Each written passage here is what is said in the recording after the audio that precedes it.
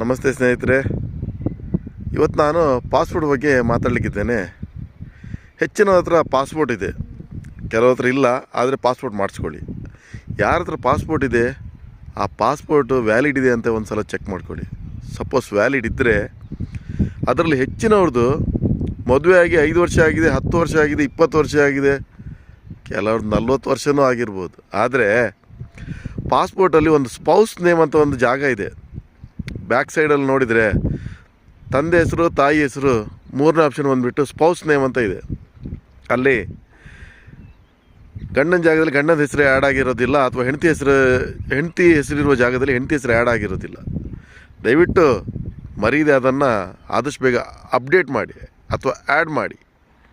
So ನಿಮ್ಮ ಪಾಸ್ಪೋರ್ಟನ್ನು ಪುನಃ check ಮಾಡ್ಕೊಳ್ಳಿ, ತಡ ಮಾಡಬೇಡಿ, ಈಗಲೇ ಚೆಕ್ ಮಾಡಿ. ಧನ್ಯವಾದಗಳು.